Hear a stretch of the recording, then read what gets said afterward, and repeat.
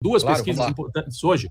A pesquisa Atlas, essa é aquela que é feita pela internet, com 7 mil pesquisados, e que ela tem uma margem de erro menor, e eles dizem que eles são os que mais acertam e tal. E no primeiro turno parece que foi verdade, acertaram pelo menos a nacional, né? Pesquisa nacional. E deram... Mas também em vários estados também, eles chegaram muito perto do resultado em vários estados.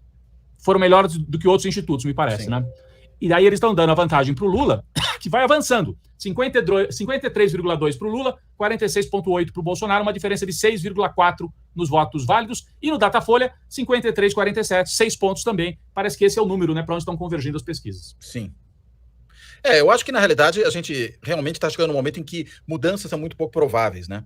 E essa última semana, esses últimos 10 dias, né, a gente pode dizer, foram muito ruins para a campanha do Bolsonaro. Primeiro, pelo fato de que o Bolsonaro, ele teve lá o seu ministro da Fazenda ou da Economia dizendo bobagem, né? Falando aquela questão de que vai desindexar o mínimo, e desindexar significa que nada assegura que os salários serão ajustados pelo menos com base na inflação, né? Porque, afinal de contas, desindexar significa que você pode decidir arbitrar o valor do salário mínimo sem qualquer referência. É isso que está sendo dito. E isso, evidentemente, pegou muito mal. Depois veio o Guedes desdizer o que tinha dito, que não era bem assim, mas aí o estrago estava feito. Isso, evidentemente, foi uma informação que circulou. Tanto que o Datafolha mostra que o Lula cresceu e o Bolsonaro caiu entre os mais pobres, né? Entre aqueles que recebem até 2 salários mínimos. Cresceu 4, o Lula caiu 4, o Bolsonaro. O que é uma variação significativa, uma variação ali dentro da margem de erro, talvez, mas, digamos, clara para os dois candidatos. Não tem variação em cima de nulo, de branco. Onde ela ocorre mesmo é na intenção de voto dos dois. Então, acho que a probabilidade disso realmente estar representando o que aconteceu nesse período é real. E mais, a gente vê várias pesquisas, né, a Atlas, a Datafolha e outras, mostrando um estancamento, né, do crescimento do Bolsonaro. Ele não consegue mais avançar. Inclusive, não consegue avançar em lugares que ele tornou seus principais bastiões. Embora ele siga à frente de São Paulo, como você falava agora há pouco, né, em Minas ele ainda está atrás. Né, e está atrás numa diferença parecida com a do primeiro turno. Ou seja, todo esse movimento do Zema, essa coisa de juntar prefeito, ao que parece, não está produzindo o mesmo resultado. O que tem valido mesmo é Minas, reflexo do Brasil. Mas o fato é, teve isso, aí teve o papelão aí do Tarcísio, né? O atentado fake, que pode parecer muito pior até do que só atentado fake, ao que indica foi uma execução de uma pessoa feita por ali seguranças do Tarcísio, né? E isso é muito grave, essa história que também aparece do cinegrafista, ex-cinegrafista da Jovem Pan, que filmou, que viu que era pessoa sem uniforme policial, né? Atirando contra o motociclista lá, que acabou abatido, né? Ele mesmo chegou para filmar, mandaram ele não filmar o motociclista abatido, ou seja, o que houve ali foi um assassinato feito por gente próxima do candidato a governador Tarcísio de Freitas, que é o candidato do bolsonarismo em São Paulo, né? E é interessante também o seguinte, quando rola aquele tiroteio, é curioso como o Tarcísio tem uma imagem que a Folha mesmo divulgou dele, tá muito tranquilo ali dentro do bunker, né? Parece que sentadão, né? Sentado no chão. Parece que tá assim, se escondendo da chuva, né? E não se escondendo de um tiroteio. Muito sentadão e sorrindo, né? Ou seja, estranho isso, né? Quem tá no meio do que depois eles próprios quiseram chamar de atentado, tá tão tranquilo assim, no mínimo, causa uma baita estranheza. E acho que, claro, isso vai comprometendo aí essa imagem do Tarcísio junto ao eleitorado paulista, para além, claro, né, dele não conhecer o Estado, de ter chegado ontem, de fazer um aluguel de gaveta com o próprio cunhado, ou seja, né, e que vence no final do ano, quer dizer, se não vence no final do ano, não, vence no dia da eleição, né, quer dizer, se não ganha, não precisa nem ficar no imóvel, né, imóvel que, aliás, não tinha como ser usado porque estava em reforma, ou seja, né, é muita presepada junta, né, chama Campos Elíseos de Campos dos Elíseos, é muita, e aí, claro, né, pega mal para o Bolsonaro por sobra, ainda que o Bolsonaro tenha vantagem em São Paulo, eu diria, não ajuda ele a crescer em São Paulo. Né? Estanca isso. Né? E mais essa história pavorosa aí do Roberto Jefferson, aquela história do Bolsonaro sentir o clima ao ver meninas que ele achou que eram prostitutas, chamou de prostitutas, sabendo depois, inclusive, que não eram, dizendo em público que eram meninas que eram prostitutas, sabendo que não eram, né? Mas disse que pintou o clima, o ato falho, né? Deixou ele escapar, esse tipo de coisa. Tudo isso vai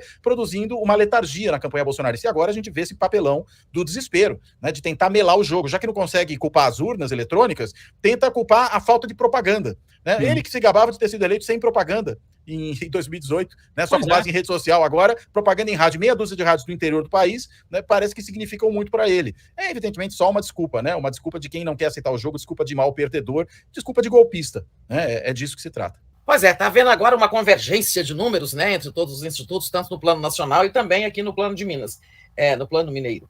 Olha só, o Datafolha traz Lula 48 e Bolsonaro 43 nos votos totais. Nos votos totais, isso é o mesmo número que Lula e Bolsonaro tiveram no primeiro turno. Mas nos votos válidos são 52 a 48. Ou seja, o Lula mantendo ali uma vantagem de 4 pontos, né? Ele teve mais ou menos 5, um pouquinho menos de 5 no primeiro turno, isso significa que todo aquele alarde de que virada em Minas e tal não procedia, né? E nem a força do Zema era tão grande assim. Pelo contrário, vamos ver isso aqui em detalhe. E na pesquisa Quest, feita em Minas também, a gente tem 52,2 a 47,8, arredondando aí 52 a 48, ou seja, Datafolha e Quest estão dando 52 a 48 a favor do Lula em Minas Gerais. Agora, vamos aos detalhes do que traz a Quest, que é a que foi possível examinar dentro, no interior da pesquisa. Tem coisas interessantes, como, por exemplo, o fato de que, na capital, isso para mim foi extremamente surpreendente, em Belo Horizonte, o Lula tem 40 e o Bolsonaro 43, né? E em Minas sempre foi o contrário. A capital é a cidade mais assim, cosmopolita, politicamente avançada e tal. O Bolsonaro ganhou lá. Quer dizer, está ganhando lá com 3 pontos à frente do Lula. Belo Horizonte. Na região metropolitana, né, onde até o Lula esteve, lá em Ribeirão das Neves, empate rigoroso, 42 a 42.